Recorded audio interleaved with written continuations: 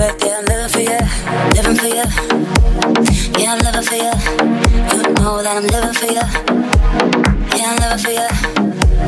You wanna know me? You wanna get? Well, come and show me. Why should I care? Yeah.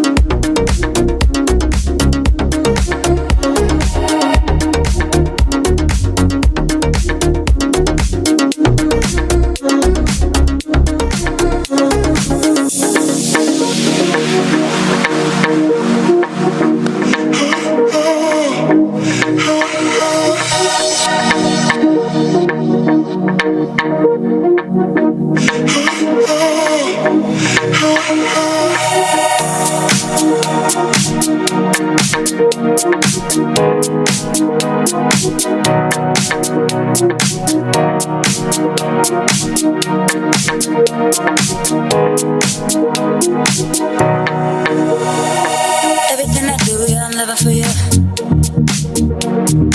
Every single day, yeah, I'm living for you. Every single breath, yeah, I'm living for you. Living for you. Yeah, I'm living for you. You know that I'm living for you. Yeah, I'm living for you. You wanna know me?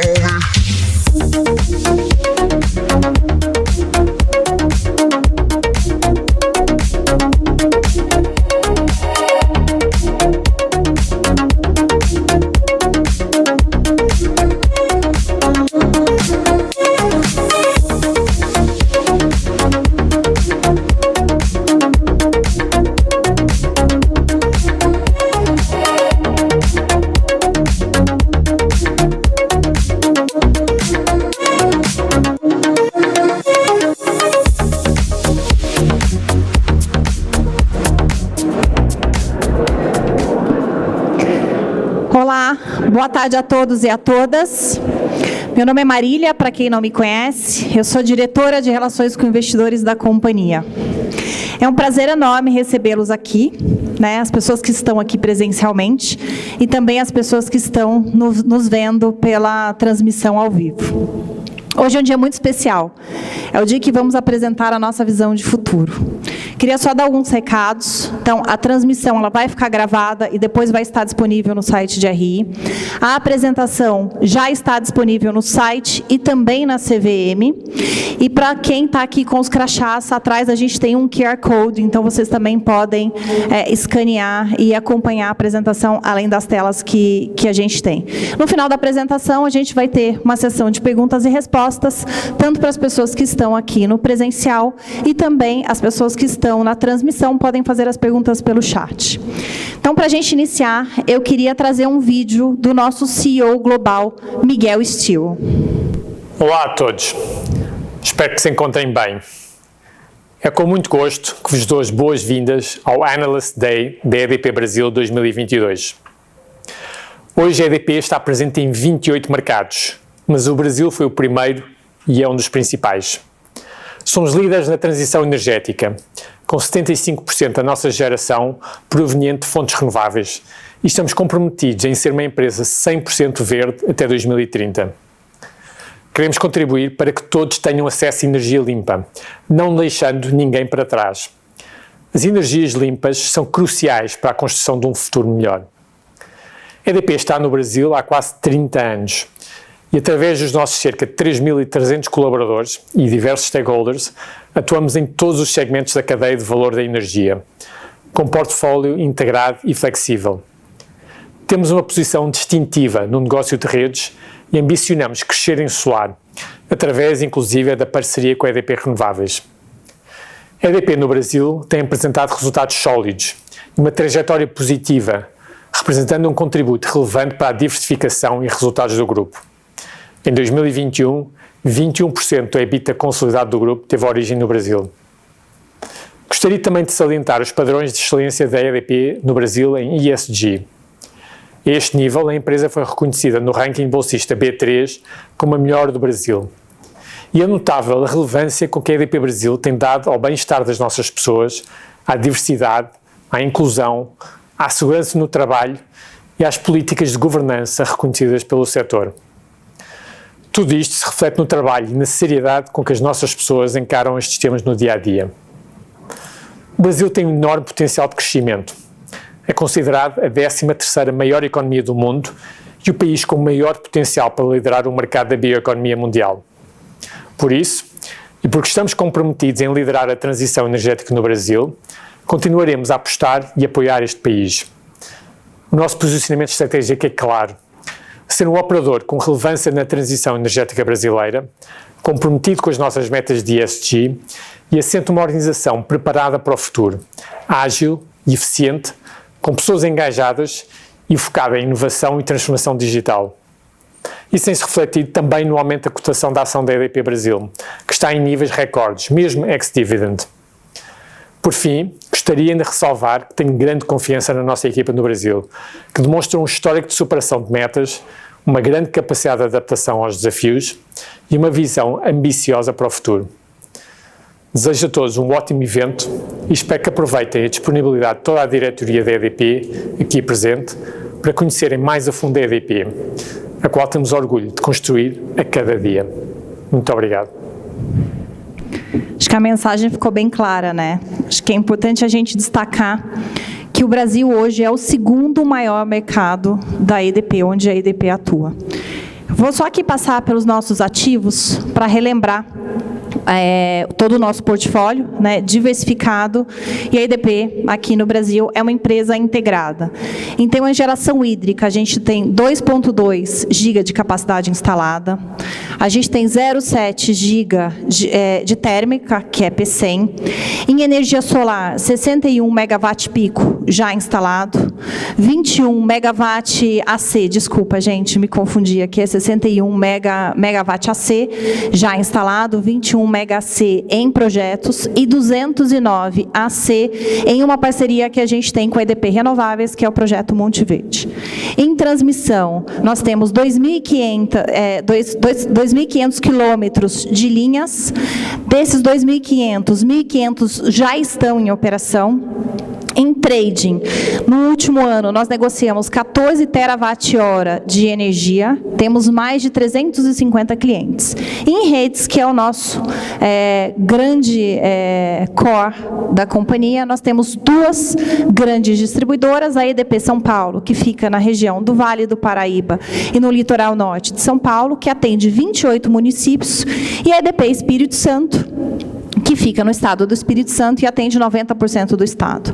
Nós também temos 30% de participação na Celesc, que é a concessionária que atende o estado de Santa Catarina. E aqui, acho que para a gente iniciar, eu queria trazer um vídeo da nossa nova sede. Né? A gente está fazendo o evento, para quem está nos vendo pela transmissão, aqui na sede. As pessoas que estão aqui presentes puderam passar por dentro do escritório até chegar ao local onde a gente está fazendo. Eu acho que a sede diz muito sobre o futuro da EDP. Bem-vindo, bem-vinda à EDP Brasil. A nova sede corporativa em São Paulo está pronta. No passado, compravam ou faziam instalações e depois colocavam-se lá as pessoas. Este projeto é um projeto que não nasceu assim.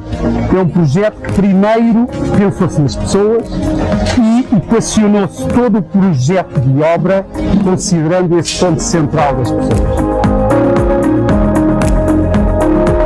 É muito emocionante fazer parte desse processo todo, né? Poder acompanhar e estar aqui hoje, podendo não só ver a obra, mas imaginar como tudo isso vai ficar, conhecendo o projeto, realmente é uma grande satisfação. Neurociência aplicada à arquitetura é um novo conceito que está nascendo no Brasil e a gente tirou o selo Fitwel, que é o conceito de trazer bem-estar tanto pela arquitetura quanto pelas ordens de manutenção e facilities aqui dentro. Então foi um projeto pensado no ser humano, colocado o ser humano como princípio de tudo. Foi muito bacana ser aceita para fazer uma obra onde 30 dias foram só de demolição, que atende acessibilidade num prazo tão curto de 120 dias. O mural é bem grande, tem 7 metros de altura e 20 de largura.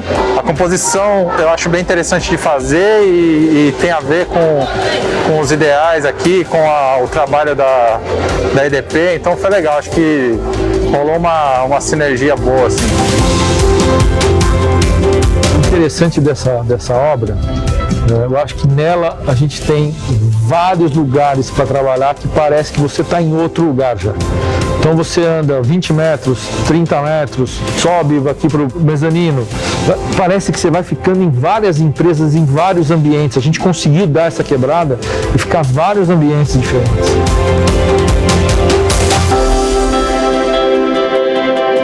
A nova sede, que significa o nosso novo futuro.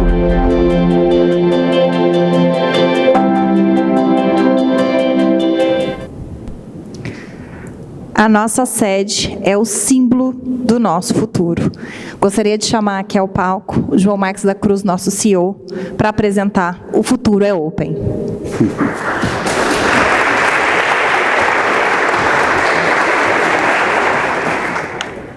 Obrigado, Marília.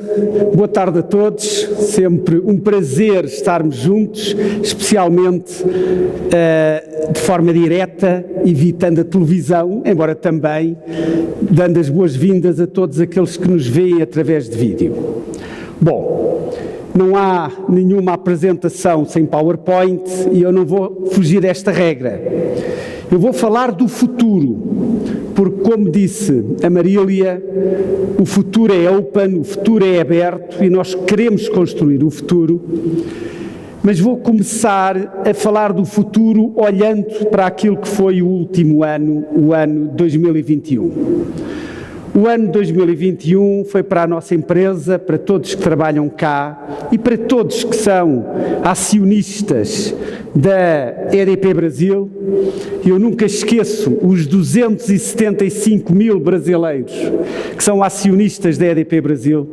Somos a empresa do setor da energia que tem mais pessoa física como acionista. Somos nós, EDP Brasil, e o retorno acionista foi bom. O número está escrito na tela, mais de 35% de Total Shareholders Return o ano passado. Batemos o recorde de dividendo com o valor unitário de R$ 2,19, o que dá aquele valor total de 1,3 bilhão. Conseguimos recomprar ações próprias e estamos, na verdade, em curso com o segundo programa de compra de ações próprias. Mas foi o ano em que mudámos o nosso negócio. Mudámos o nosso negócio criando valor.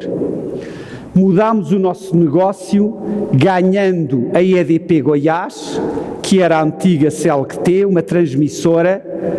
Ganhámos também o lote 1 do leilão de junho e alienámos 3 lotes de transmissão numa operação que, de facto, adicionou valor. Conseguimos entregar lotes ao sistema elétrico. O lote 18, o lote 21, o lote 7, o lote Q, foram tudo lotes que de forma total ou parcial entraram em operação. Mas crescemos dos nossos negócios, crescemos na distribuição. Nós basicamente estamos duplicando o investimento em distribuição comparado com aquilo que era o nosso investimento há 3 ou 4 anos. Nós investimos em média aproximadamente 600 milhões de reais por ano em distribuição e o nosso objetivo é basicamente duplicar. Nós investimos 1,1 bilhão em distribuição no ano passado. E estamos a expandir o solar. Quer o solar descentralizado, com a aquisição que fizemos de 40% da BlueSol e também do portfólio da Inova, quer muito particularmente a parceria, que é uma parceria ganhadora com a EDP Renováveis, em que estamos investindo em usinas. E o gerúndio é mesmo excelente para utilizar neste caso. Nós estamos investindo, já investimos em Monte Verde e neste momento que estou falando, nós estamos trabalhando para que a muito curto prazo haja novos investimentos conjuntos. Esperamos que a curto prazo possa existir mais um projeto de dimensão semelhante no Sudeste e até ao fim do ano um terceiro projeto no Nordeste. Bom, tudo isto fizemos reduzindo o risco hidrológico. E eu não tenho a capacidade de entrar nas vossas mentes, mas devem estar pensando, o que é feito da venda das hídricas? E então, isto não é Q&A, mas eu posso fazer a mim próprio, a venda das hídricas está acontecendo. Novamente o gerúndio é bom. Mas no dia 15 de abril, na sexta-feira, feriado, nós recebemos propostas, boas propostas, de várias entidades para a aquisição do portfólio que está em causa. E nós, durante o mês de abril, vamos tomar decisões e estamos seguros que vamos escolher um ou dois parceiros para entrarem na fase de exclusividade para a totalidade das 3 hídricas ou no mínimo para 2 hídricas. Por isso está mesmo andando. Bom, Brasil é o vosso país, eu sou o privilegiado de ser visitante no vosso país, devem ter orgulho do vosso país em muitas situações e uma delas é esta: o Brasil tem 84% de energia renovável, obviamente que a maior parte dela é hídrica, o que compara bem com muitos países do mundo, incluindo a média do mundo, como veem é só 29%. Logo, o Brasil tem uma vocação natural para liderar a transição energética. Bom, liberalização do mercado. Podia estar a falar muito tempo, mas este relógio vai sempre descontando. É o futuro, é um futuro que nós estamos preparados e sabemos como participar neste futuro.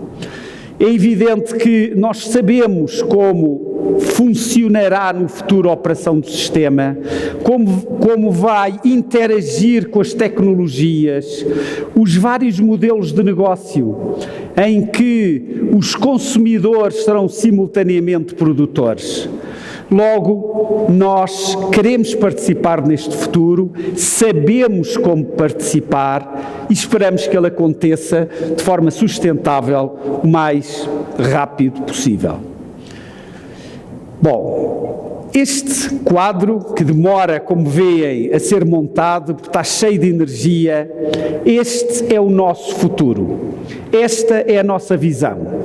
E eu resumo da seguinte forma: queremos estar em redes.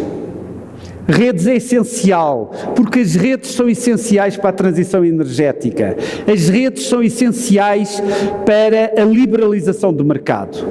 Nós temos 2 redes que gerimos, Espírito Santo e São Paulo. Queremos participar no futuro de novas oportunidades. Qualquer oportunidade de distribuição é a nossa obrigação analisarmos. E analisaremos todas as oportunidades. Transmissão, muito importante. As renováveis no Nordeste precisam de linhas de transmissão robustas para abastecer os grandes centros de demanda que estão no Sudeste. Queremos estar na transmissão, vamos participar no grande leilão de junho que o Governo vai realizar. Transição energética. Nós queremos estar sempre no futuro e o solar faz parte do futuro no Brasil. solar de geração distribuída ou solar centralizado em parceria com a EDP Renováveis. Queremos aumentar, todos os anos temos com o objetivo de adicionar algo como 2 usinas solares, o que em números redondos são 500 megawatts pico por ano ao nosso portfólio conjunto com a EDP Renováveis de solar. Hídrica, redução da exposição, já falei da hídrica, estamos reduzindo, temos bons ativos, mas queremos fazer uma troca de menos geração hídrica, mais geração solar. A trading é muito importante, quer como negócio, quer para viabilizar investimentos no solar. Térmica, como se sabe, temos um objetivo, até 2025 nós vamos desconsolidar a nossa usina de térmica a carvão de Pecém. Hidrogénio verde é o futuro e queremos ser ativos neste futuro. Querem soluções de mobilidade, ou seja, de ónibus que possam ser a hidrogénio, também poderão ser de mobilidade elétrica e também plantas, ou seja, também usinas de grande dimensão pensadas para a exportação. Clientes, o cliente é o centro de tudo, como nós sabemos. E os clientes hoje estão na distribuição. No futuro, os clientes estarão ainda mais no mercado livre, embora não esqueçamos que 1/3 da energia que é consumida no Brasil, à data de hoje, é comercializada no mercado livre. Não são pessoas físicas, são pessoas jurídicas. Bom, tudo isto se deve fazer com a disciplina financeira, com a nossa política de dividendos, que é uma política de dividendos que é clara, que é uma política de dividendos que é estável e que se vai manter. Porquê é que pagamos 2,19 centavos? Porque aplicámos a política de dividendos. Quanto é que vamos pagar no próximo ano? Aquilo que resultar da nossa regra da política de dividendos. ESG. O ESG é extremamente importante porque não são palavras, são atos. Não são somente ideias, é um sistema de planejamento de ações, de metas e de aferição dos resultados alcançados. Acreditamos que temos uma organização ágil e eficiente dentro de um grande grupo mundial, que é o Grupo EDP, mas em que o Brasil é o segundo em 28 dos mercados em que a EDP está. Ora, alguns negócios em que o Brasil é o primeiro do mundo, talvez em futebol, logo se vê dentro de meses, mas ser o segundo país em 28 demonstra como o Grupo EDP está engajado com o Brasil através da EDP Brasil. E pronto, o futuro é mesmo de todos nós, de todas as pessoas, e já que estou falando de pessoas, é um ótimo momento de passar a palavra para a nossa VP de Pessoas e ESG, Fernanda Pires. Fernanda. Obrigada, João.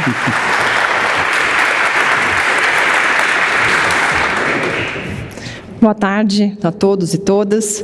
Vou falar do Futuro Sustentável, Agenda ESG, e vou começar falando de cultura, até porque há também um entendimento de que falar de ESG é falar de cultura, considerar aspectos ambientais, sociais, de governança, ou seja, a forma como fazemos as coisas. E a gente fala de uma cultura alinhada a essa estratégia ESG. O Grupo EDP tem uma ambição de liderar a transição energética e que essa transição seja uma transição justa e inclusiva, e, portanto, a Agenda ESG tem um papel fundamental nessa jornada. Impulsionada por valores, e aí vamos falar um pouquinho, vou falar com mais detalhes sobre o Somos EDP, é o nosso programa de cultura, assim que lançamos o Plano de Negócio 21-25, foi o momento também de rever o nosso programa de cultura com valores que consigam sustentar o cumprimento da nossa estratégia e falar também de transformar nossos compromissos em ações, vou trazer um pouquinho também das ações, alguns resultados já concretos que nós temos conseguido atingir nessa agenda ESG. Vou colocar um pouquinho mais de detalhe aqui, então, sobre o tema de cultura. Nós fizemos uma revisão do nosso programa, como eu comentei. Temos o Somos EDP. E a palavra Somos, ela significa, cada letrinha do Somos significa um desses valores do nosso programa de cultura. Então, o primeiro, o S, a gente fala de somar, e é um valor que a gente coloca como construir com o outro, valorizar a inclusão e diversidade, promover equilíbrio e também sociedade mais sustentável. E aqui alguns exemplos desses valores que acabam se transpondo no nosso dia a dia. Falar da agenda de diversidade, a gente tem uma agenda estruturada, uma governança robusta para essa agenda de diversidade e inclusão. Posso dar aqui alguns exemplos concretos. No ano passado, conseguimos passar a composição do nosso Conselho de Administração para 1/3 nessa composição feita por mulheres, que é uma média muito acima do mercado nacional. Conseguimos antecipar a nossa meta de mulheres na liderança. Nós tínhamos uma meta de chegar a 20% no final desse ano e conseguimos atingir essa meta agora, em fevereiro, e, portanto, fizemos uma antecipação desse desafio. E também exemplos de programas de entrada, olhando com uma visão um pouco mais a longo prazo. Nós fomos uma empresa pioneira no modelo de escola de eletricista para mulheres em 2018. Isso criou um movimento muito positivo no mercado, no setor, e hoje outras empresas também têm esse mesmo modelo.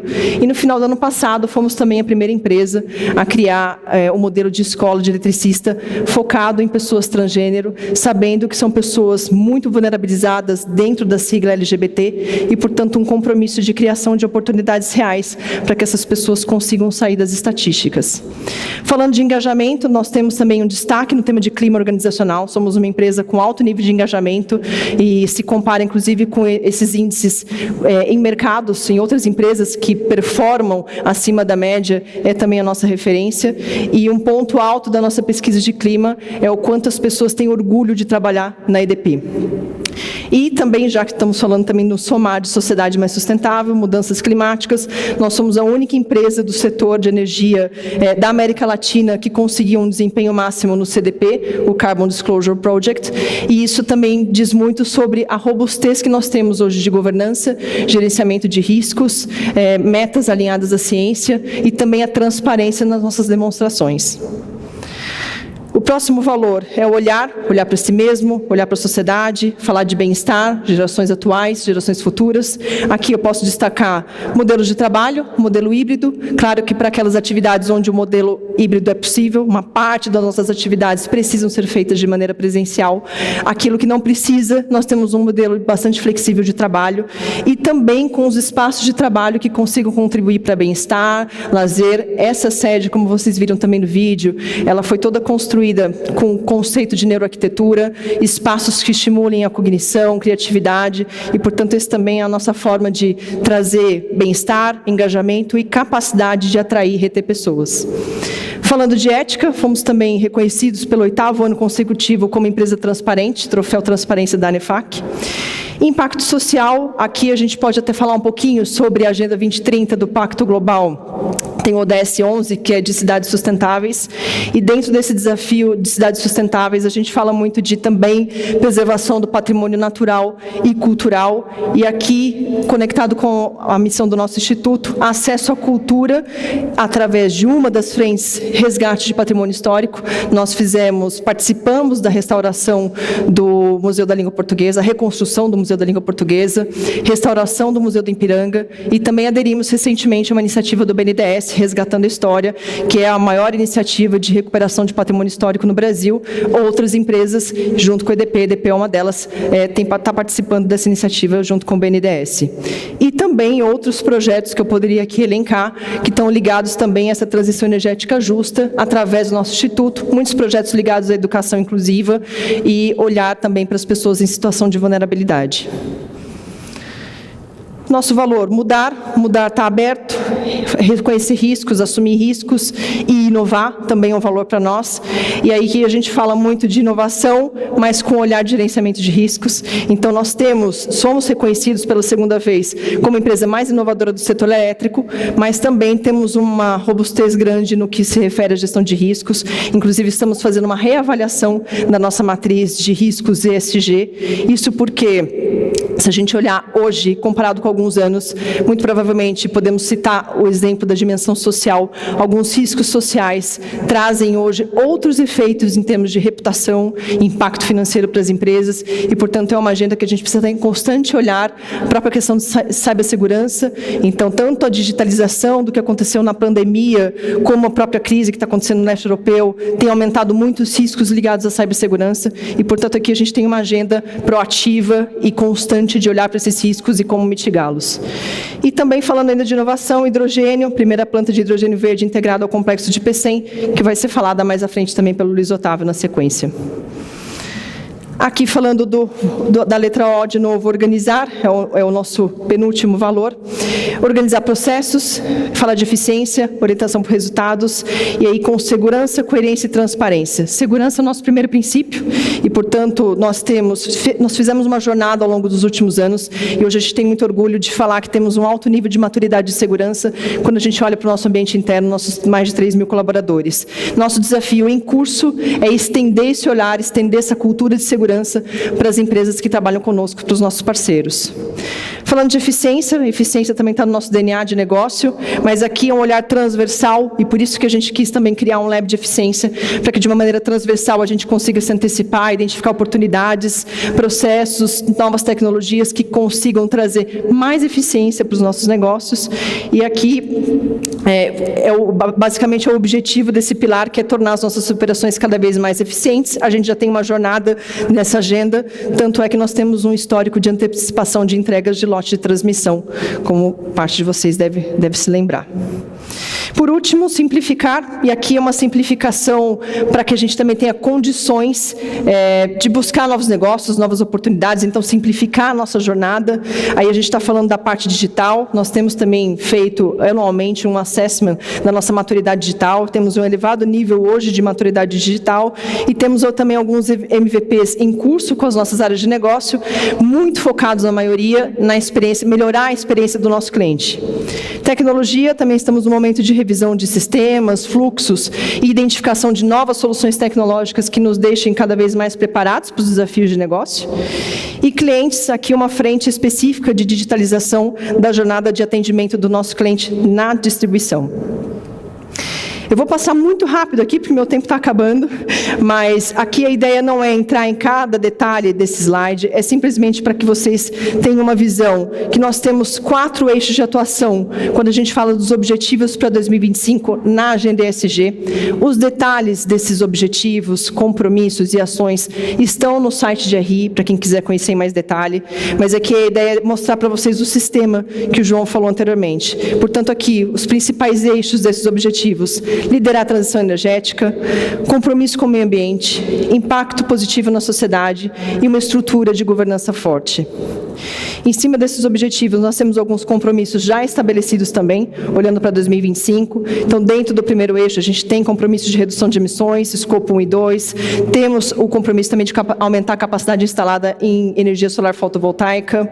Na parte de meio ambiente, aproveitamento de resíduos, frota elétrica leve, impacto positivo na sociedade. Temos o aumento da diversidade de gênero, temos também aumentar o volume de compras atendendo a critérios ESG e quartil superior no desempenho de classificação ESG. E aqui só alguns exemplos de algumas das iniciativas que também estão no site, que vocês vão poder olhar com mais detalhe, mas alguns aqui já tem resultado concreto, né? Nós tivemos a nossa meta de descarbonização aprovada pela Science Based Targets, tivemos performance A no CDP, como eu comentei anteriormente, temos em curso uma iniciativa de programa de economia circular para atender aquela meta de aproveitamento de resíduos, elaboração, esse ano está sendo a estruturação do nosso plano de adaptação climática, projeto de compras sustentáveis e também foi referido pelo nosso CEO Global. Fomos o primeiro lugar no índice do ISE, o Índice de Sustentabilidade Empresarial no Brasil esse ano. E também temos feito divulgação dos nossos resultados ESG trimestralmente. Isso só para dar alguns exemplos para vocês tangíveis do como a gente tem realmente um sistema que nos permite hoje ter os resultados que nós temos conseguido atingir em ESG e sendo até uma referência também no mercado. E aqui acho que uma parte também que contribui para todo esse cenário, que é uma jornada que não começa hoje. A agenda ESG já faz parte da agenda da EDP há muitos anos. Inclusive, o que eu vou mostrar aqui para vocês é um modelo de performance que a gente implementou em 2016 e que nos permite hoje colher frutos dessa jornada e elevar o nível do tom do desafio que a gente tem para os próximos anos. Então, aqui só para comentar que nós temos uma visão integrada, quando a gente fala de modelo de performance, que não olha simplesmente só a dimensão financeira. Então, a gente tem metas que impactam a remuneração variável das pessoas nessas 3 dimensões. Organização preparada para o futuro, valor adicionado, e aqui entram as metas financeiras, e também o pilar de excelência em ESG. Bom, aqui eu concluo minha apresentação, fico à disposição também depois no tempo de perguntas e respostas. Agradeço também a presença de todos e todas aqui e passo para o Futuro Conectado com Luiz Otávio. Obrigada. Boa. Vamos lá. Boa tarde a todos, todas e todas. Eu vou trazer o que nós chamamos do chão da fábrica, o que nós fazemos. Mas antes disso, eu vou perguntar, o futuro, depois da pandemia, qual que será a empresa que estará pronta para o futuro? Que resultados durante a pandemia as empresas concluíram? Eu acho que falar de futuro há tempos atrás seria muito diferente de falar de futuro agora, sem saber quem são os players que conseguiram jogar o jogo com pandemia, com mudança de comportamento, com ESG, com trabalho em home office.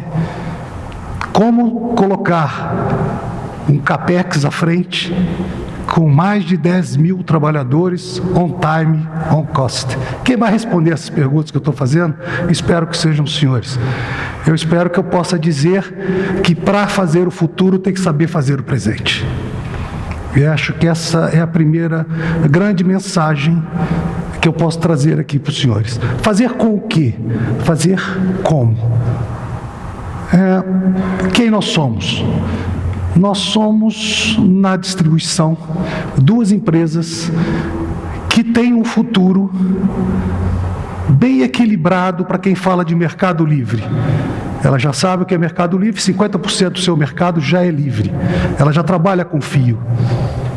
Ela tem equilíbrio entre residenciais, comerciais, entre energia distribuída, 2 áreas distintas, uma área equilibrada com o IDH de 2º lugar em São Paulo, outra no Espírito Santo.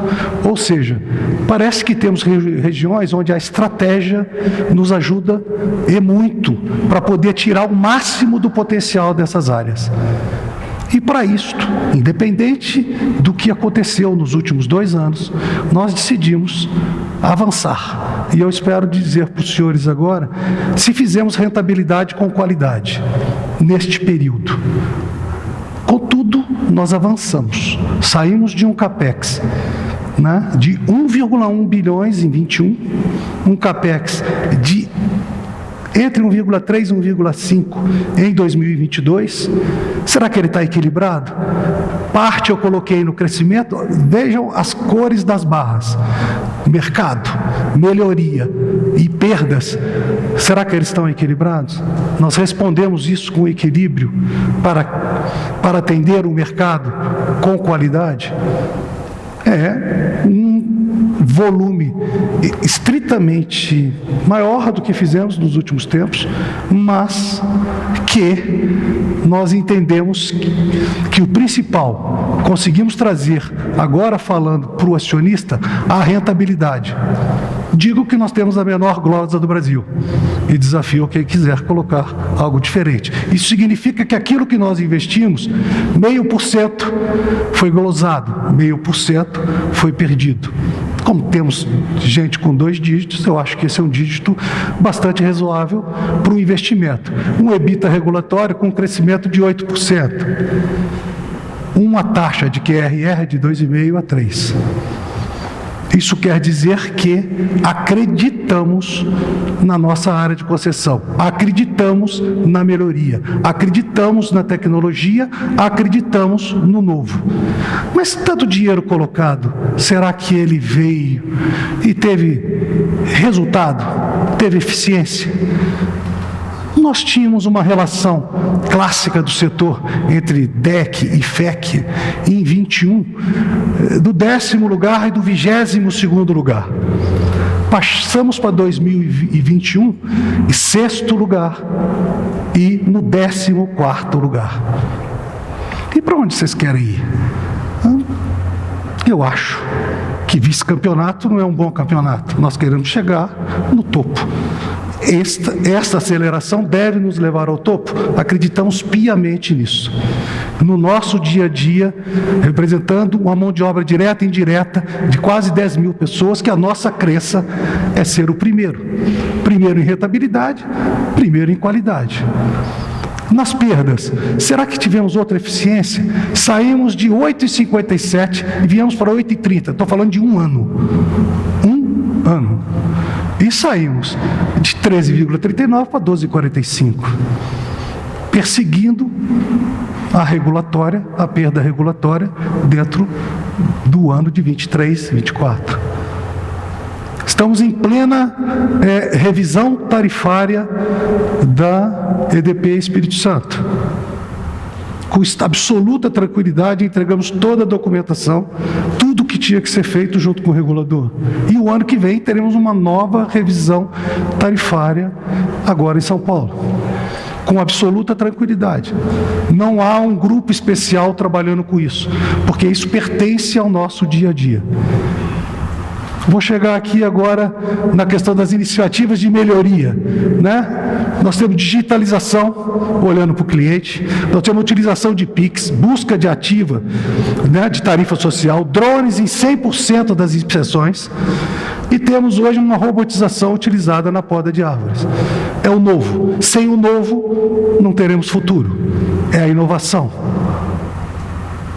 Sem isso, temos um centro de operação. Nós apostamos fortemente em readequar a companhia, readequar os seus quadros e colocamos em São José dos Campos uma nave espacial, que eu chamo Centro de Operação Integrada, uma nave espacial. Uma nave que tem sinergia com eficácia, que trabalha com 100% de gestão de todas as equipes, que trabalha com 65% de telemedição, e há uma modificação profunda na mão de obra, com digitalização e outros. Nas redes conectadas em regiões com crescimento econômico, com sinergia, vamos falar agora de transmissão. Eu vou acelerar um pouco, senão nós não saímos. Eu entusiasmo, desculpe. Transmissão.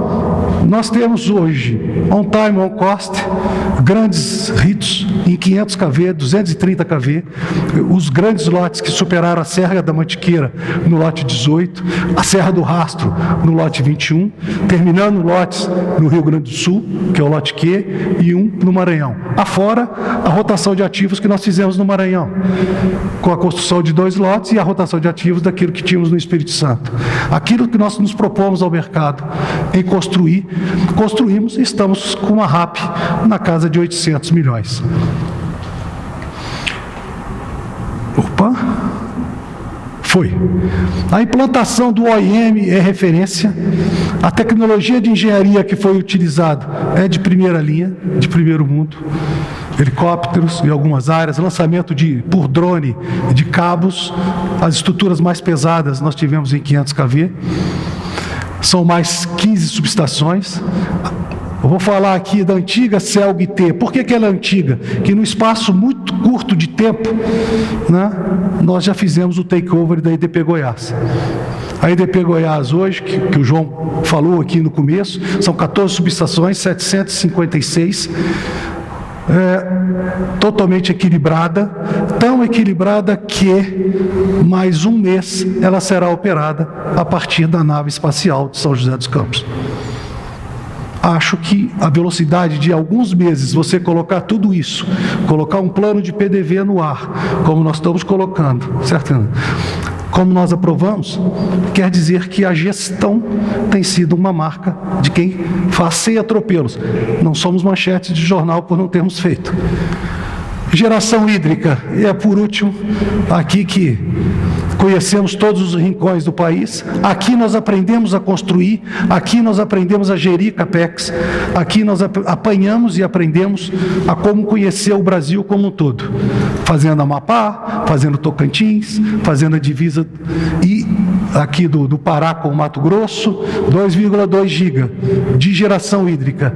E eu acho que o melhor disso aqui é que acho que fizemos bem, porque continuamos tendo a primeira e a segunda melhor hídrica do Brasil já há alguns anos, que é Lajeado e Peixe. Devemos ter feito bem, acho que sim. Temos a térmica de Pecém, que já foi colocado aqui, que o grupo pretende fazer no futuro breve, né? Que salvou o país durante muitos e muitos anos com seu despacho. Hoje sobra água, mas aqui já faltou muita água. E, por último, eu vou contar a história aqui então, do hidrogênio. O hidrogênio é um dos nossos xodós. Xodó porque nós pretendemos ainda esse ano produzir a primeira molécula de hidrogênio efetiva no país. Essa é a história de uma planta a carvão, que nós trabalhamos dentro dela com hidrogênio. Achamos que será a primeira. Temos outros estudos que nós estamos fazendo para criar mercado. Nós não avançamos no hidrogênio hoje porque, efetivamente, o mercado não está pronto para o próximo passo. Mas nós acreditamos que, para produzir, nós estaremos prontos. Por quê? Porque já compramos o que temos que comprar, já efetivamos os equipamentos para fazer isso e aguardamos que dezembro traga essa primeira molécula para cá. Senhores, é impossível fazer isto sem pessoas. A Fernanda passou por aqui dizendo assim, o que mudou? Se nós olharmos, quando eu tinha cabelo, que eu não tinha um celular, e eu olho hoje, que mesmo perdendo o cabelo, continua a velocidade do que as coisas acontecem, e as velocidades que esta empresa tem que fazer, eu pergunto para os senhores, estamos no ritmo de uma geradora, transmissora e distribuidora que representa o futuro? Deixo aqui, como o futuro é solar, eu deixo aqui agora para o Carlos Andrade. Valeu, Luiz. Obrigadíssimo. Boa tarde a todos, um prazer estar aqui com vocês. Vou falar um pouco aqui da geração solar e do futuro solar. Como bem disse o Luiz e como enfatizou também o João na sua introdução, a própria Fernanda também comentou sobre isso quando falou sobre ESG. O crescimento do solar aqui no Brasil é exponencial, como todos vocês têm acompanhado. Aqui a gente tem um quadro, que é um quadro, isso é a projeção da EPE, da Empresa de Pesquisa Energética, no plano decenal, o PDE 2021-2031, mostra um crescimento anual composto de 14% ao ano, é um crescimento exponencial. Se você pegar, isso é a soma de geração distribuída e geração centralizada. Esse crescimento é ainda maior nos primeiros anos. Se você fizer a conta até 2025, o crescimento anual dá ainda maior do que os 14%. Isso mostra que depois ele cai um pouco, mas ainda assim é um crescimento exponencial. Nós queremos estar nesse mercado e queremos liderar esse mercado. Nosso plano de negócios, o nosso objetivo é chegar em 1 giga de capacidade instalada solar até 2025. Isso dá aproximadamente 5%, um pouco menos de 5% da capacidade instalada instalada de solar no Brasil, somada, centralizada e distribuído, né? Isso é ainda mais significativo se você considerar que em 2025, metade do azul, o azul é a geração distribuída, metade desses 19 GB são o mercado B2C, mercado residencial, que é o mercado em que nós não estamos. Nós estamos no mercado B2B, o das empresas, né? No residencial, nós vamos falar mais adiante, temos uma participação da empresa, que é uma aposta futura, mas nesse momento não estamos apostando no residencial. Se considerar que metade disso é residencial, esse 1 GB de capacidade lá na frente é ainda mais significativo. E 90% em 2025, 90% da geração distribuída está nas pequenas usinas, não só o residencial, como eu comentei, que é 50%, outros 40% estão em pequenas e médias empresas. Então esse é um grande mercado de crescimento, que é o mercado de PMEs no GD, que eu vou falar um pouco mais adiante, que nós vamos atacar, mas o objetivo é chegarmos em 1 GB e aproximadamente 5% da capacidade instalada de solar no Brasil. O Brasil tem uma vantagem comparativa que todos vocês conhecem muito bem, mas a principal delas é a irradiação solar, né? A irradiação solar no Brasil, a menor irradiação solar no Brasil, lá no extremo sul, é bem maior do que a maior irradiação solar na Alemanha, que é um dos países que mais produzem energia solar no mundo, né?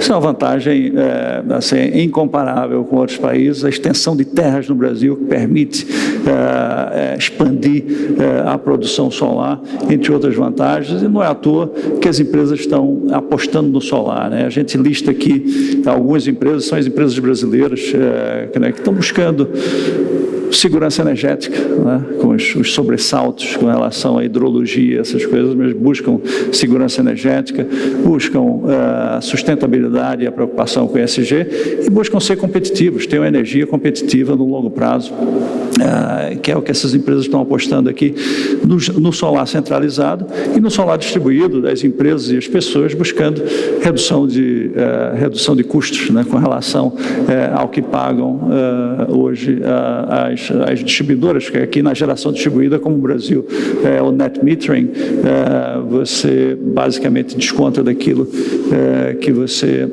atua junto à distribuidora, né? Mas qual é a principal mensagem aqui? Por que nós estamos? Vocês podem se perguntar, a geração centralizada é a nossa zona de conforto, nós somos uma elétrica grande, nós fazemos grandes projetos. Por que a gente está na geração distribuída, né? E por que tem vários concorrentes nossos, grandes empresas, que não estão olhando a geração distribuída? A gente está olhando exatamente por um ponto que está aqui, eu não sei como apontar, mas que é a preparação para a liberalização do mercado aqui no Brasil, né? O que a gente está olhando na geração distribuída? Na geração distribuída a gente está espalhando usinas, pequenas usinas. Isso é uma coisa difícil e desafiadora para uma empresa grande como a nossa, mas nós estamos fazendo e fazendo muito bem, porque nós estamos em geração distribuída no mundo inteiro. Estamos nos Estados Unidos, estamos na Ásia, estamos na Europa, apostando em geração distribuída. Aqui no Brasil, essas pequenas usinas, nós estamos fazendo, quando eu vou explicar um pouco mais adiante, geração compartilhada com PMEs. Esses serão nossos clientes quando o mercado se liberalizar e nós fornecemos, quer dizer, os clientes puderem contratar energia já das comercializadoras, nós teremos uma base de clientes, milhares e milhares de clientes espalhados pelo Brasil inteiro. Então essa é uma das grandes importâncias de estarmos aqui na geração distribuída, essa visão da liberalização do mercado. Nós tivemos uma primeira fase na geração distribuída e chegamos aos 75 megawatts pico até o final do ano passado, que foi atuar naquele mercado dos grandes clientes, né, que são as usinas acima de 1 mega. Nós temos várias usinas espalhadas pelo Brasil, estamos em 9 estados do Brasil, com vários clientes, os clientes todos acima de 1 mega. São grandes clientes, são bancos, agências bancárias, são torres de telecomunicação, das empresas de telecomunicação, tem uma série de outras empresas, e nesse mercado nós já atingimos, com os 75 megawatts pico, 12% desse mercado acima de 1 mega. Se você pegar os dados da ANEEL, no final de 2021, tínhamos 600 megawatts pico instalados de usinas acima de 1 mega em geração distribuída. Com os 75 65, nós temos mais de 10, temos 12% desse mercado. Então, conquistamos bem esse nicho. Mas esse não é um nicho de grande crescimento. O nicho de grande crescimento, que é a nossa segunda fase agora, que é o das PMEs. E o das PMEs nós estamos atacando através da geração compartilhada.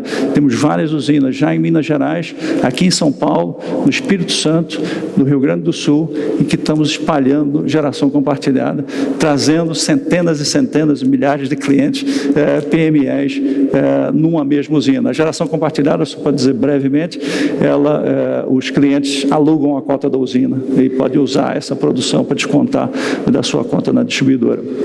Além desse crescimento que temos aqui na geração distribuída, temos também uma participação na Bluesol, que é aquilo que eu comentei com vocês. A Bluesol atua no mercado residencial. Nós não atuamos, não faz sentido para nós alocar capital no mercado residencial. Nesse momento é um esforço muito grande. Nós preferimos esse mercado de compartilhadas com PMEs.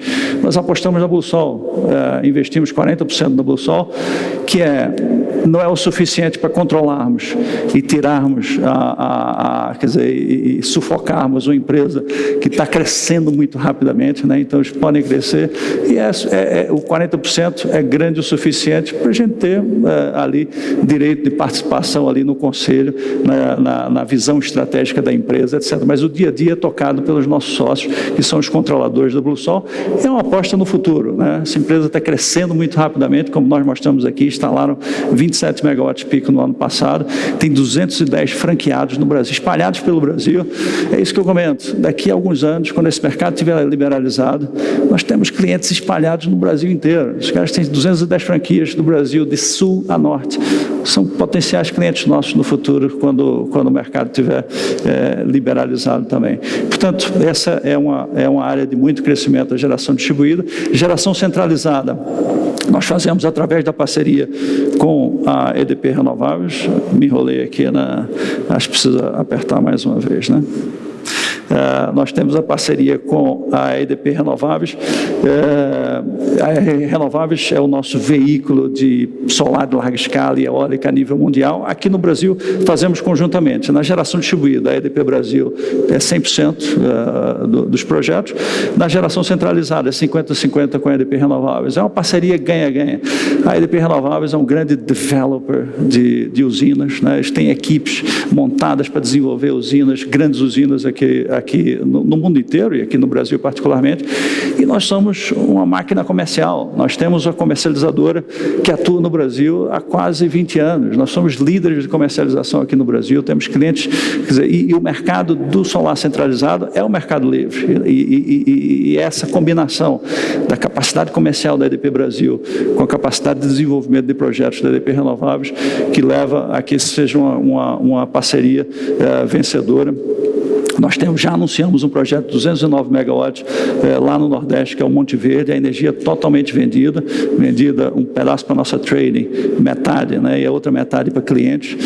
Temos outro projeto que é o Novo Oriente, que eu comento aqui, são 250 megawatts aqui em São Paulo. Nós estamos já negociando e pretendemos fechar os PPAs e os contratos para esse projeto especificamente até maio, né, e podemos então também, esse é o segundo projeto que nós temos, né, junto com o Monte Verde. Temos mais 2 projetos em desenvolvimento e que, como disse o João, a nosso objetivo é termos pelo menos 1 ou 2 projetos por ano em geração centralizada. Na inovação, nós estamos à frente. A EDP, eu sei que eu já passei bastante do tempo aqui, mas a EDP está muito à frente na inovação. Eu não sei se vocês têm noção, mas nós somos a empresa mais inovadora do setor elétrico. Já pelo 2º ano consecutivo, o Valor Econômico tem uma publicação, uma premiação anual, que é o Valor Inovação. Pelo 2º ano consecutivo, nós somos a empresa mais inovadora do setor elétrico e estamos entre as 16 mais inovadoras do Brasil. Somos uma das empresas que mais investem em inovação aqui no Brasil. Nós mostramos aqui os números, 218 milhões de reais investidos em 2021 em inovação. Isso significa quase 2% da nossa receita operacional líquida. A referência que a gente tem das consultorias é de que o setor elétrico investe 1,4% ao ano de sua receita operacional líquida. Nós investimos quase 2%, estamos bem acima da média do setor elétrico. As empresas mais inovadoras do Brasil investem 3% da ROL. O nosso objetivo é passar esses 3% até 2025 e chegarmos aos níveis internacionais das empresas mais inovadoras a nível global. E aqui nós mostramos um pouco quais são as principais áreas de investimento desses 218 milhões de reais. Nós contabilizamos isso, quer dizer, cada investimento feito em inovação é contabilizado e a gente consegue mostrar exatamente onde estamos investindo, né? Parte desses investimentos é feito, e aqui é o último slide, através do nosso veículo de investimento em startups, que é a EDP Ventures Brasil.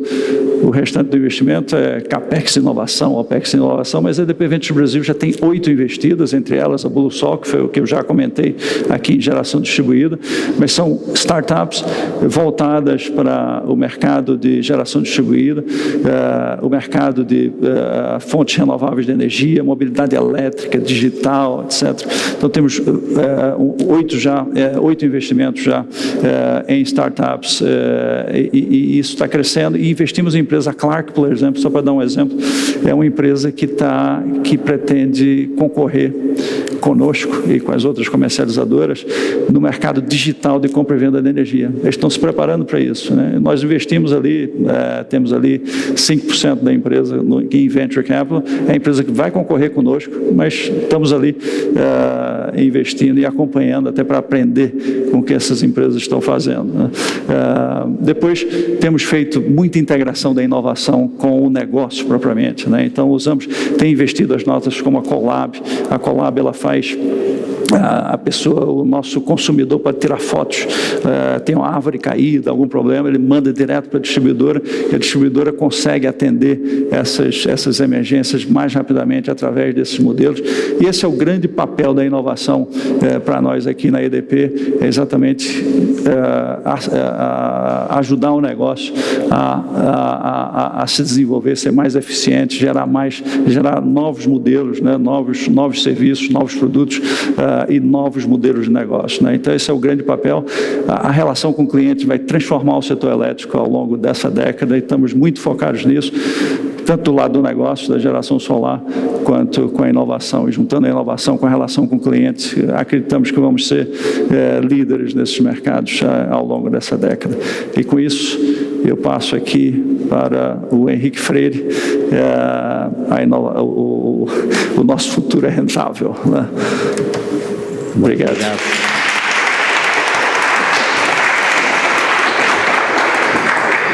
Bem, boa tarde.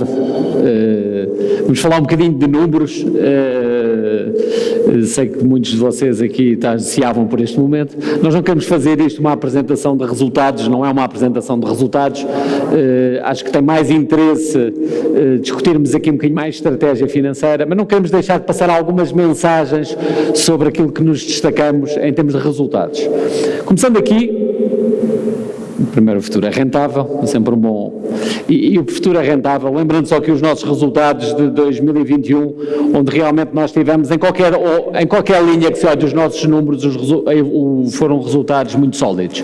Tivemos um EBITDA a crescer quase 30% em relação ao ano anterior, o lucro 43%, CAPEX mais 28%, parece que é fácil, mas não é um desafio de execução, é executar num orçamento um CAPEX muito acima do outro ano, portanto são níveis que são também exigentes, e tudo isto também com o crescimento da base de custos, da nossa base de custos operacionais, abaixo da inflação. Portanto, acho que isso são tudo, em qualquer ângulo que possamos olhar, são bons.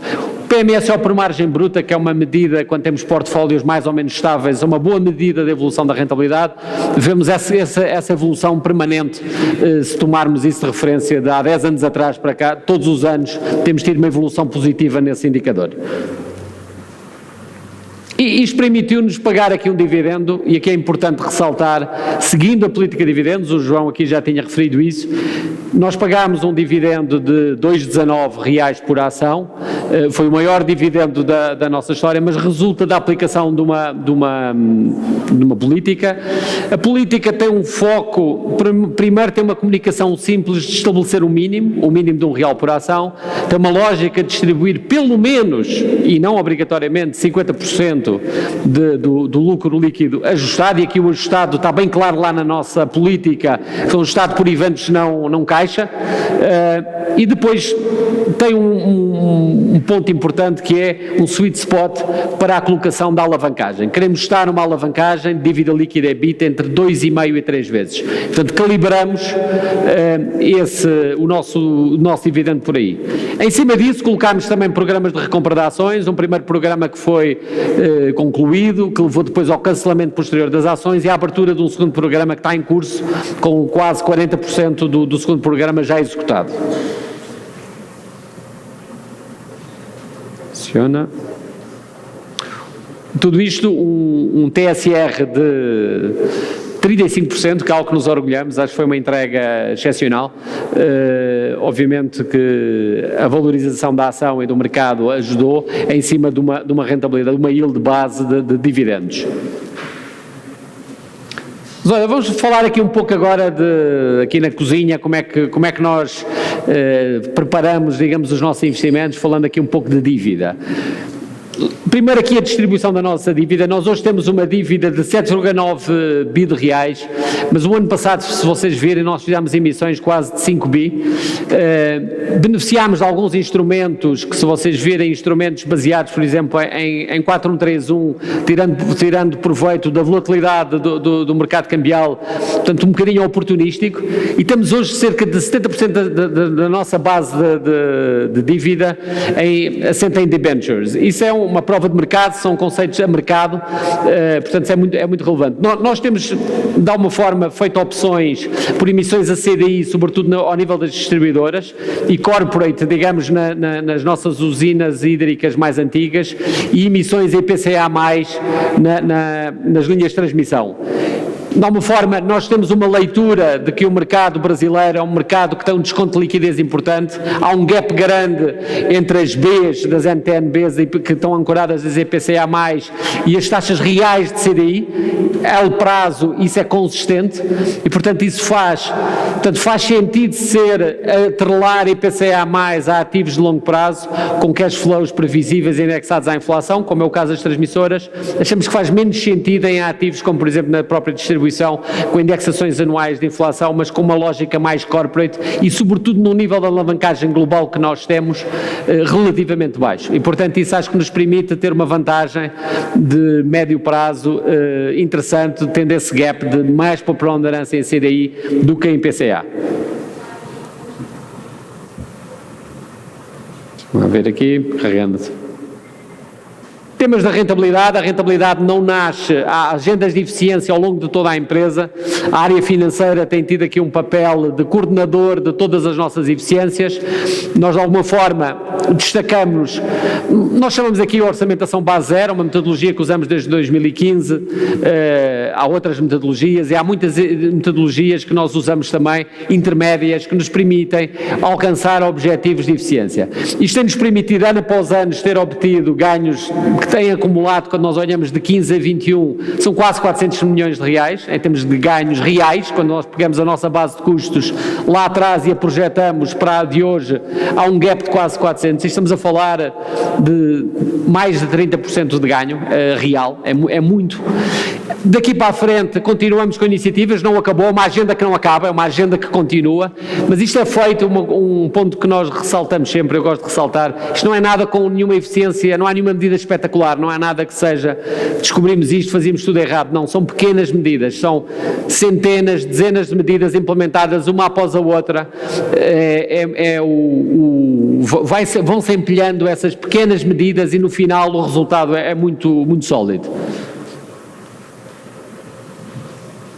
Bem, falar aqui um pouco agora de rotação de ativos e reciclagem de capital. Primeiro, trazer-vos aqui, um bocadinho quase por vaidade, um slide do ano passado, que estava no nosso Analyst Day do ano passado.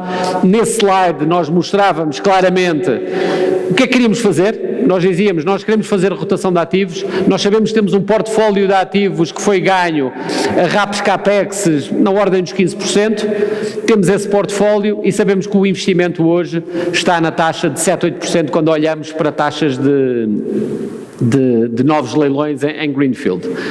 Conseguimos fazer essa execução vendendo 3 ativos de transmissão por 1,3 bilhão em termos de enterprise value, lembrando que ele representou, quando nós olhamos em termos de ganho de capital face à dívida, serão ativos essencialmente tanto com dívida do BNB e debentures, nós fizemos uma venda por 1,3, temos uma mais-valia contábil de 300 milhões, mas já tínhamos reconhecido na margem de construção pelas regras das IFRS mais 300 milhões na margem de construção. Portanto, efetivamente, investimentos bastante recentes, nós vendemos por 900 em valor de equity e tínhamos tido uma alocação de capital de 300. Portanto, multiplicámos o dinheiro por 3 nesta venda.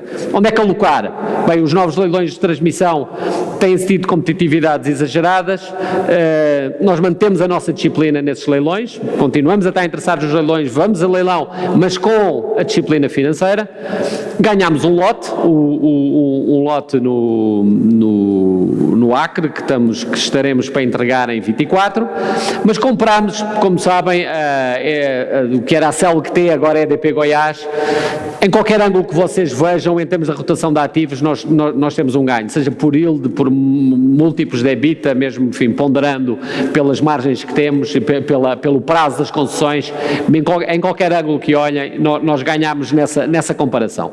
E, portanto, acho que essa é uma estratégia que declarámos que íamos fazer e que a executámos de forma exemplar no ano passado. Não é só de transmissão que vivemos.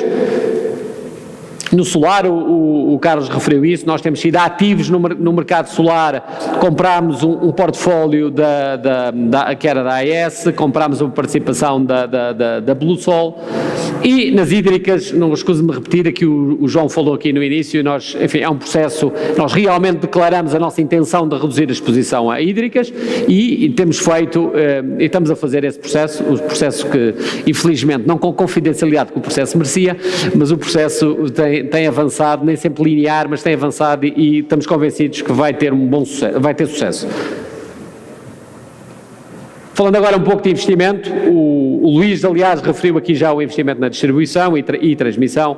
Dar-vos aqui uma ideia do nosso investimento. Nós temos um perfil de investimento de cerca de 11 bi, neste perfil de 21-25, é o plano de negócios que nos guia ainda. Um foco em distribuição, aqui é uma alocação de CAPEX. Geração solar, um desejo que foi bem claro aqui de fazermos esse investimento em geração solar, e depois transmissão, a conclusão dos nossos ativos, e aqui ainda não capta tudo o que é o que nós queremos fazer de rotação de ativos, que também já vamos falar um pouco mais sobre isso. Vamos avançar. Falando em CAPEX em distribuição, eu gostava de vos trazer aqui um foco. Como é que nós acompanhamos o nosso CAPEX em distribuição? Projeto a projeto, avaliamos a rentabilidade de todos os projetos. Todos os projetos que nós fazemos em distribuição não é simplesmente digamos, o dinheiro não é jogado na distribuição de forma aleatória. Não, ele tem uma disciplina financeira atrelada. E eu gostava de vos dar aqui também uma visão que acho que é importante, que é, quanto mais investimos em distribuição, mais rentável é o investimento em distribuição. Porque os investimentos em distribuição têm que ser um pouco empilhados nesta ordem, nestas 3 categorias. Risco, obrigatório, tenho que fazer, ou tenho ativos que eu tenho porque tenho que atender mercado, portanto eu tenho que fazer esse investimento, ou tenho risco e portanto tenho que fazer reforços de linhas, subestações, e portanto tenho que fazer esse reforço. Pode ser também partes de automação de rede, mas depois tenho projetos de eficiência. Eu só tiver, digamos, para investir uma vez que é IRR, eu faço os obrigatórios e os de risco. E os obrigatórios e o de risco têm a sua base de remuneração muito ancorada no que seria a rentabilidade regulatória dos seus ativos. Portanto, quanto mais eu encostar ali ao final da revisão tarifária, melhor. E ficamos por aí. Os de eficiência são aqueles que nós fazemos quando a gente tem o extra mile, e esse extra mile acima, diria eu, de uma vez que é RR.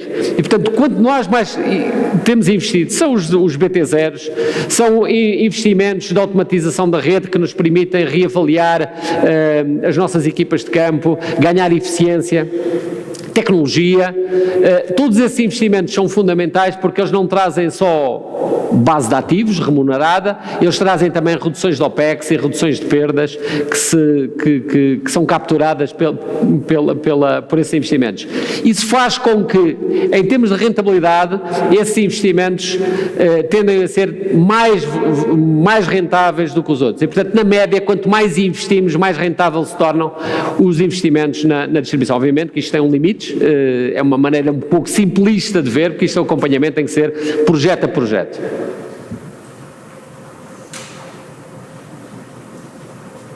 Que uma dimensão que nós já referimos isto, mas eu acho que é importante trazer. Há um pouco a ideia, eu lembro dessa discussão com alguns, talvez alguns nesta sala, talvez não, mas eu lembro de ter esta discussão, que nós quando começámos a ter a discussão sobre redes, nós temos redes, e nós juntamos distribuição a transmissão. Eu lembro do comentário de uma vez de um investidor que dizia, não, transmissão tem quase mais a cara de geração. Transmissão tem aquela coisa que é um investimento à cabeça, risco de execução, e depois já um long tail de um streaming de cash flows. É um bocadinho a cara do que era a geração antes de existir GSF. No GSF era assim que se olhava para a geração, no ACR, não é? Tanto a geração do ACR. Ok, mas nós contrariamos um pouco que a transmissão é diferente, porque a transmissão é uma rede. A transmissão atrela novos investimentos e ela arrasta novos investimentos, chamado reforço e melhoria. Em novas linhas isso é relativamente diminuto e depende muito do perfil das linhas e da localização dessas linhas e subestações. Isso é claríssimo na EDP Goiás. A EDP Goiás, que tem na sua base linhas antigas e, portanto, linhas que necessitam de reforço e melhoria, e, portanto, elas vão atrelar esse investimento. Esse investimento é como se fosse uma BRR da distribuição, portanto, é uma característica de remuneração ancorada num WOC regulatório e, portanto, ele atrai um investimento superior àquele que parece numa primeira vista. E lembro também, por exemplo, os nossos lotes em Santa Catarina, tanto o lote 21 como o que nós chamamos lote Q, são lotes que ainda não, quando não tinham terminado a conclusão, eles já tinham investimentos de pedidos de investimento de reforço. E, portanto, que são feitos com RAPs CAPEX completamente diferentes daqueles que nós vemos nos leilões. Aqui trazemos a base da nossa expectativa, e a nossa expectativa de investimento ao longo destes anos é extensa. Estamos a falar no nosso plano, até final das concessões do que seria a EDP Goiás, de quase 1,9 bi e até 25 de 600 milhões. E confirmados, já temos isso confirmado, quando olhamos para a parcela de 21, a parcela que estamos a fazer para 22, temos confirmados os números que tinha o nosso plano de negócios, até um pouco melhores. E, portanto, isto não é não é uma coisa estranha, é uma coisa que existe e, obviamente, quando vocês colocam isso nos vossos modelos, ele tem uma diferença muito grande em termos de rentabilidade quando olhamos para este tipo de linhas. Lembrando que isto não é verdade para todas as linhas, mas para grande parte. RAP CAPEX, implícita nestes investimentos adicionais, é completamente diferente da RAP CAPEX que nós temos em projetos de Greenfield Puros, onde, digamos, o WOC regulatório serve só para marcar o preço inicial do bid e depois vem por aí abaixo todos aqueles descontos. Aqui não fica ancorado, digamos, no WOC regulatório e, portanto, atrai uma rentabilidade completamente diferente. Deixa eu passar aqui.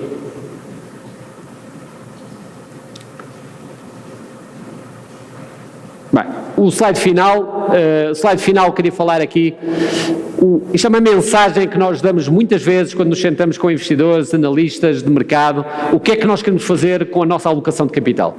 E tentámos fazer aqui de uma forma gráfica, talvez muito simples, mas eu acho que não deixámos de dizer as coisas por linha de negócio, onde é que nós queremos e os fluxos de dinheiro que nós queremos. Começando aqui pela distribuição, a nossa visão da distribuição é um negócio rentável, de futuro, que nós queremos reforçar. Queremos investir com mais alocação de capital, do lado verde para a direita, vamos alocar mais e mais recursos aí. Transmissão, queremos reforçar e vamos aplicar rotação de ativos. Vamos desinvestir e investir e queremos continuar a fazer isso e vamos continuar a cristalizar valor ao longo dos próximos anos. Solar, reforço, claramente reforço, o Carlos disse, o solar é ancorado a clientes, em clientes é o futuro, o mercado está centrado em clientes. Sabemos que é uma área, as nossas comercializadoras normalmente capturam no valor da empresa, mas elas são uma base consistente de valor, de entrega de valor da nossa empresa. Depois temos aqui, nas últimas duas, hídricas, claramente em hídricas, nós queremos reduzir a nossa exposição em hídricas, até por uma redução de exposição a risco climático. Claramente temos essa leitura também, que a exposição a hídricas é uma exposição de risco climático. E, portanto, aí não estamos a dizer que estamos a sair desse mercado, mas estamos a dizer que queremos reduzir a exposição e que esses fluxos ajudarão a reinvestir em distribuição, em transmissão e em solar. Por fim, pensei, está claríssimo, o nosso CEO global também o disse, queremos ser uma empresa 100% verde e, portanto, pensei, nós queremos desconsolidar até 2025 e queremos desinvestir até 2030. Claríssimo. Eu agora passava aqui a palavra ao João para concluir aqui a nossa apresentação. Obrigado, João. Obrigado, Henrique.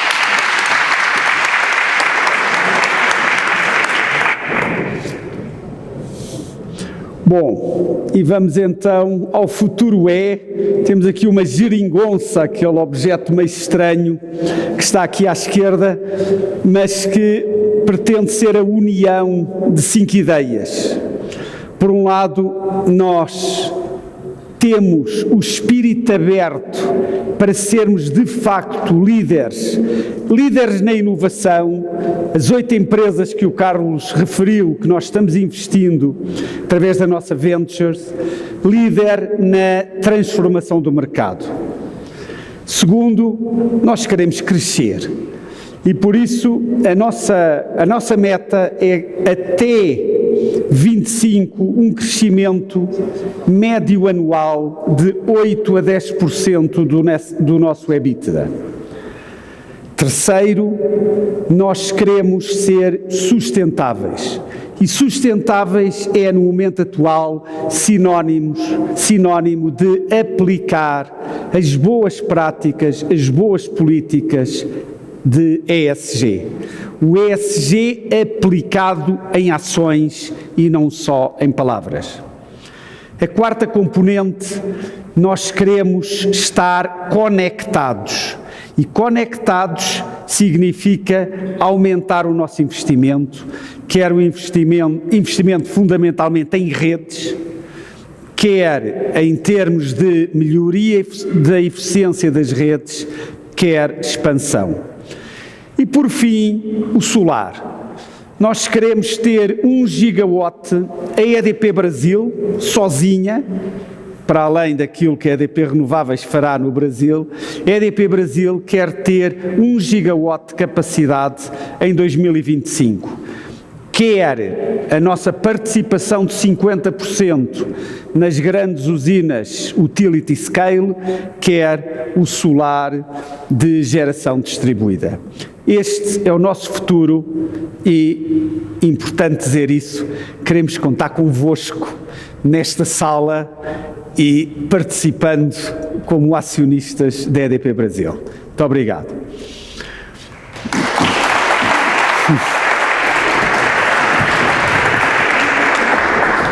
Obrigada, João. Obrigada a todos pela apresentação. A gente vai iniciar, então, agora a sessão de perguntas e respostas.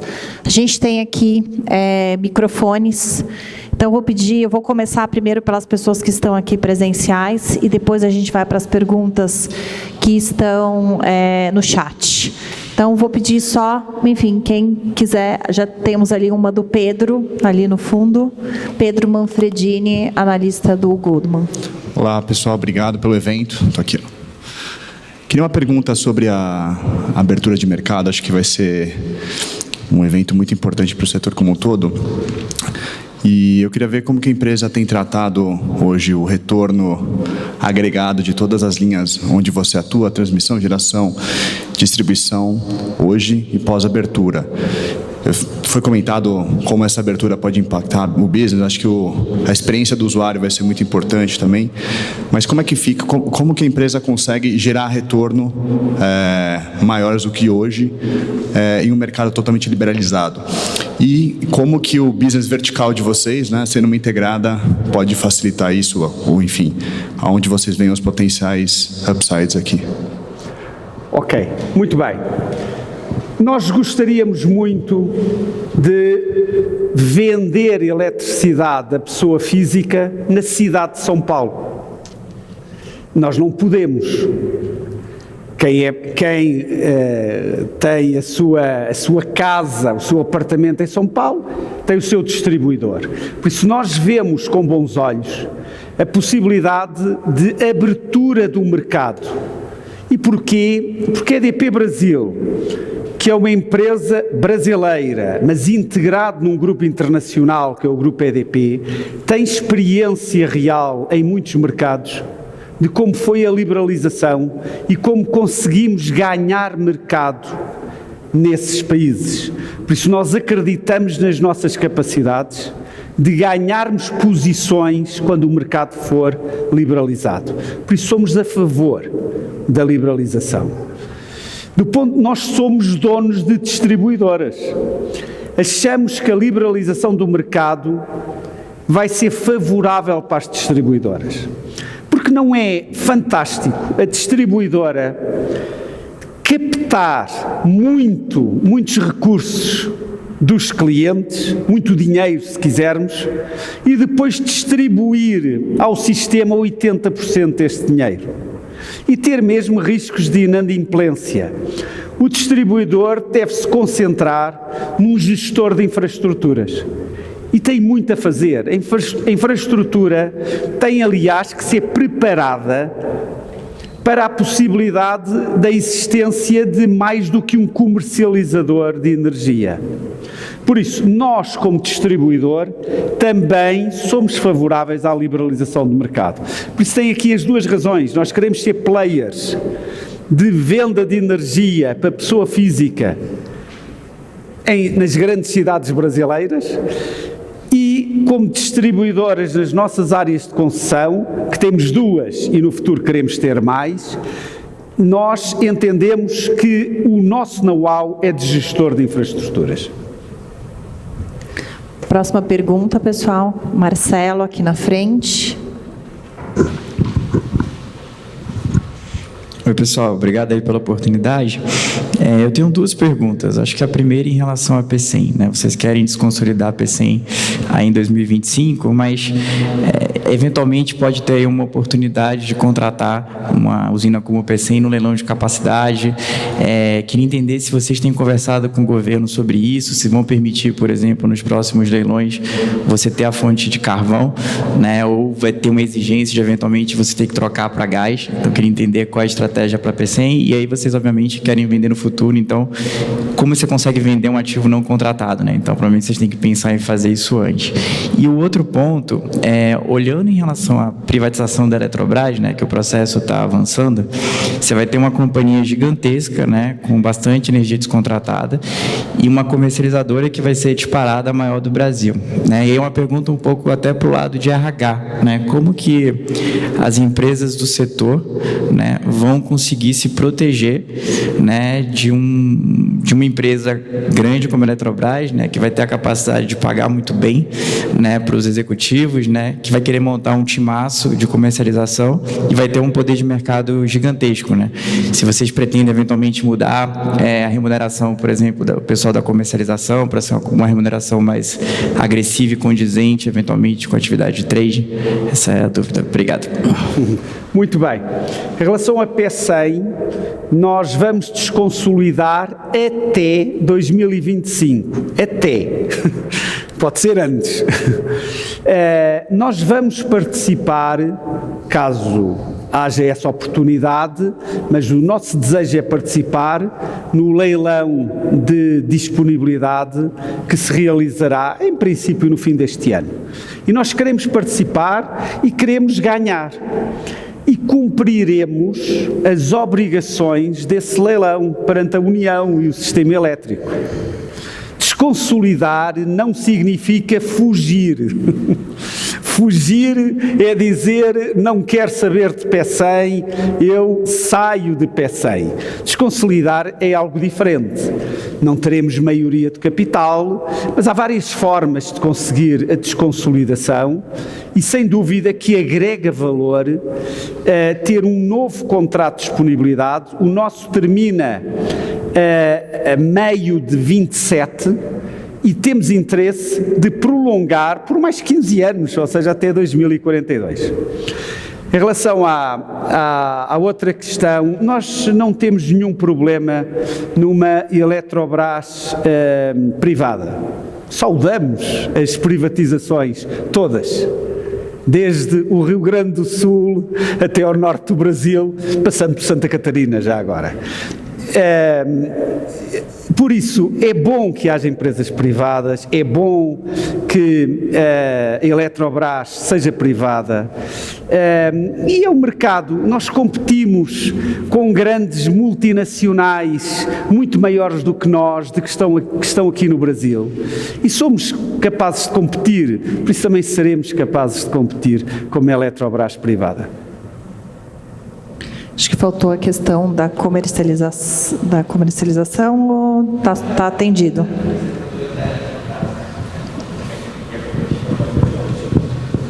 Sim, não teremos problema de trabalhar, são parceiros, são pares, são concorrentes, mas não temos nenhum problema, nós gostamos que a Eletrobras seja privada, aliás temos parcerias com a Eletrobras.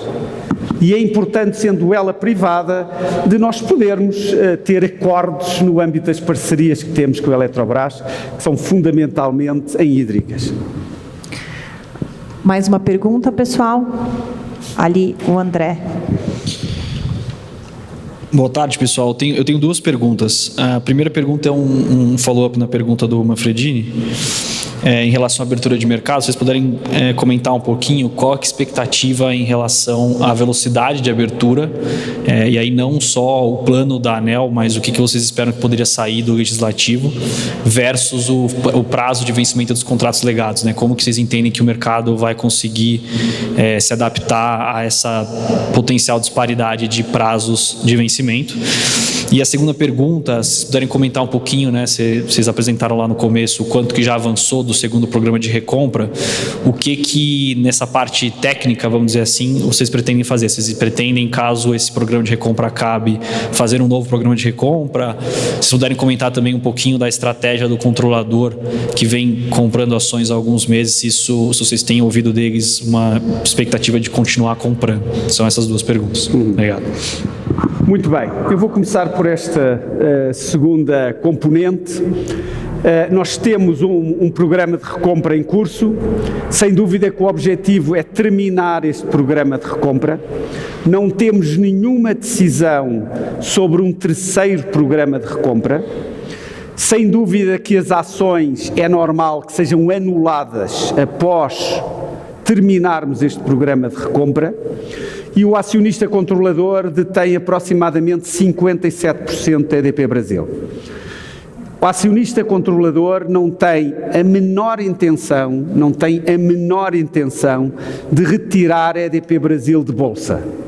Aliás, todas as declarações do acionista controlador, nomeadamente do seu CEO, é que a EDP Brasil continua como uma empresa cotada com suficiente liquidez. Neste momento, a EDP Brasil, aproximadamente 43% é o free float.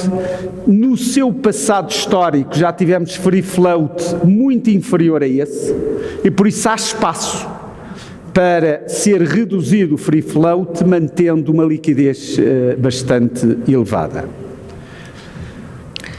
Próxima pergunta. A primeira pergunta. Desculpa. Então.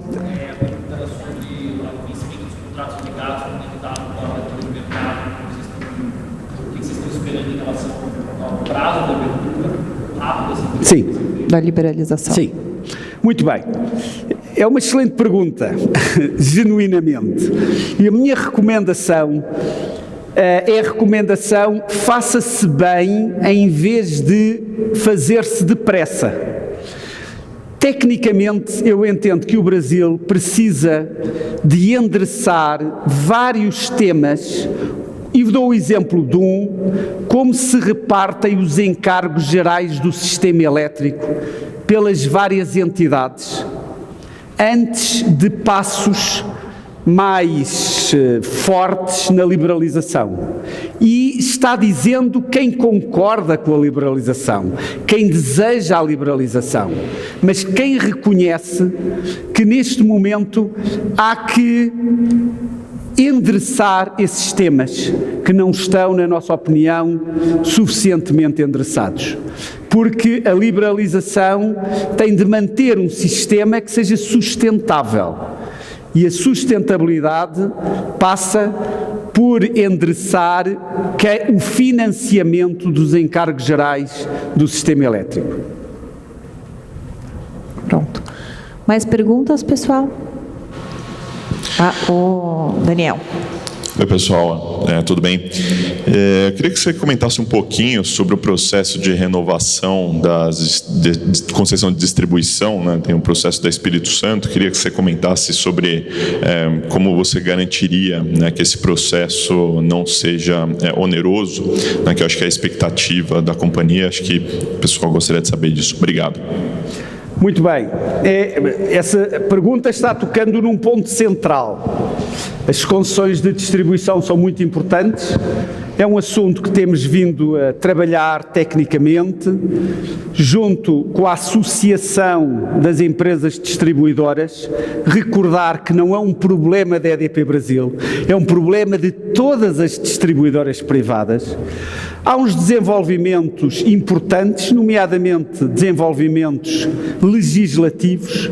Vamos esperar aprovações ainda este ano, quer na Câmara, quer no Senado, e depois a aprovação pelo Presidente. De qualquer forma, todas as notícias, e como disse, acompanhamos muito de perto o assunto, são extremamente favoráveis para a possibilidade de prorrogação das concessões não onerosa. Os próximos meses vão demonstrar que o meu otimismo tem razão de ser. Marcelo. Tem uma outra pergunta em relação a CAPEX de renovável, né, e o objetivo de crescer em solar, né, que vocês mencionaram, né. A gente conversou com vários players do setor sobre novos projetos, e todo mundo colocou um pouco o pé no freio para investimento em solar, dado o aumento do CAPEX, né. Quando a gente até conversou com o RI recentemente, até indicou o nível de CAPEX bem atraente para esse primeiro projeto Monte Verde que vocês estão fazendo, né, na casa de 3 milhões por megawatt pico, mas olhando para frente, você está falando que você está próximo de assinar novos PPAs, então imagino desenvolver novos projetos solares. Como é que vocês acham que isso se viabiliza com o nível de CAPEX atual? Eu sei que vocês têm uma parceria com a EDP Renováveis, então eventualmente conseguem um CAPEX mais baixo, mas de fato a conta fecha? Essa é a pergunta. E uma outra pergunta, aproveitando, acho que na conferência do Bradesco, né, você, em reuniões com investidores, né, mencionou até de um potencial interesse em olhar uma transação de M&A que poderia haver aí em distribuição. Eu não sei se, quando a gente tentou ali ver o que poderia ser eventualmente, né, ser a CELG.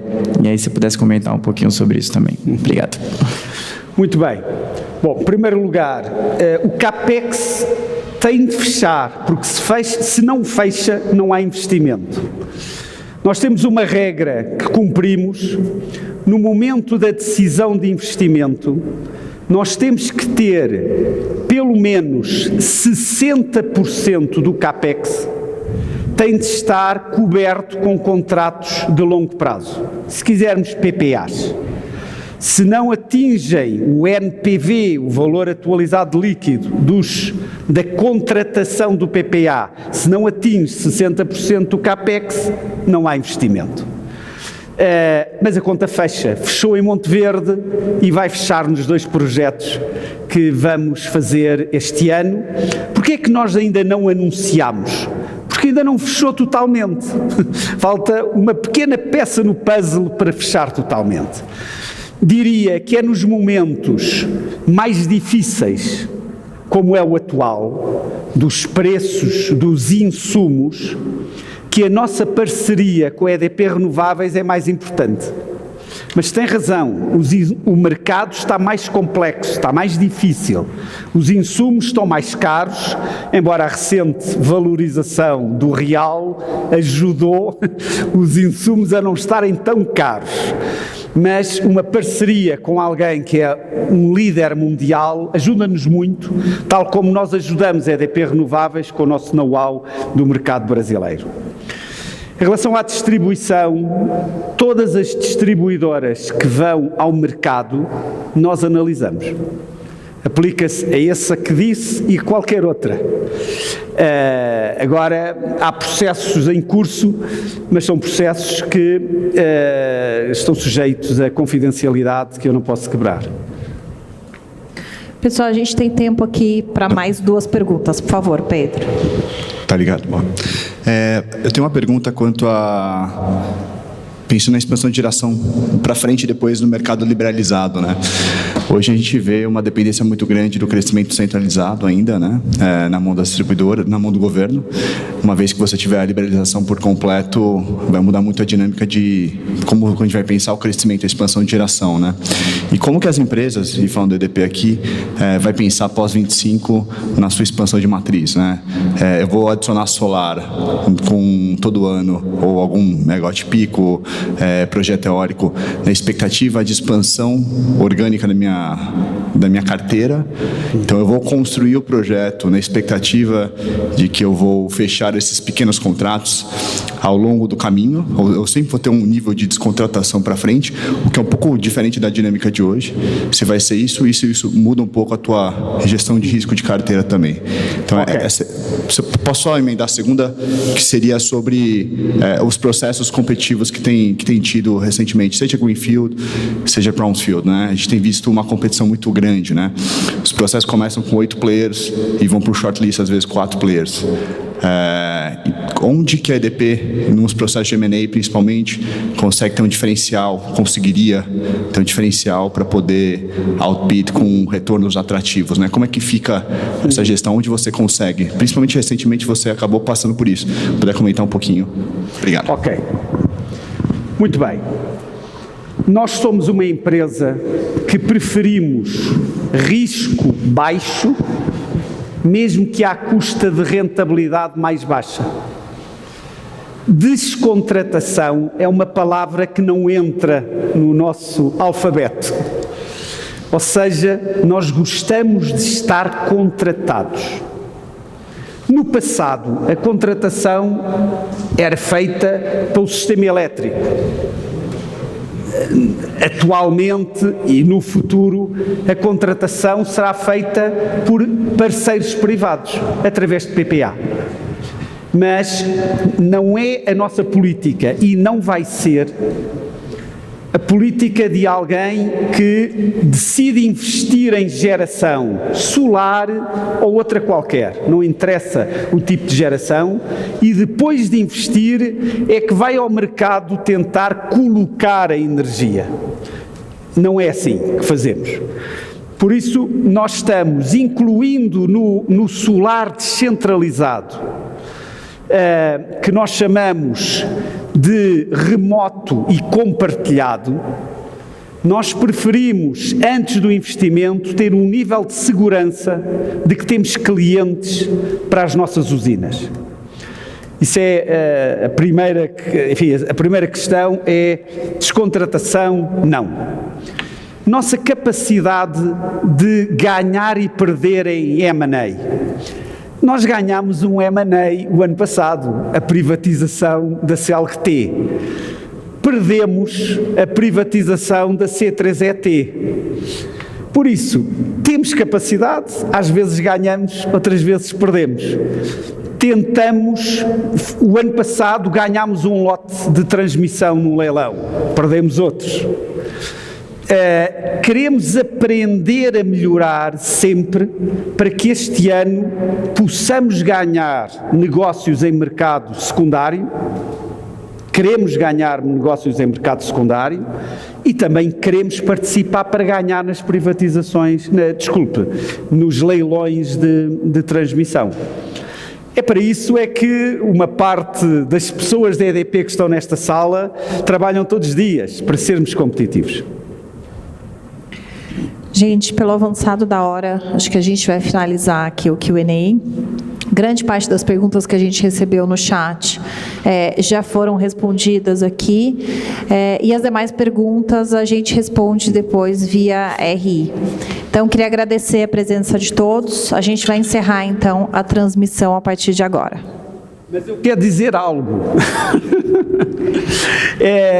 Quando vocês entraram aqui no edifício, vocês viram peças de arte, viram uma Mona Lisa e outros quadros, salvo erro eram 4 quadros.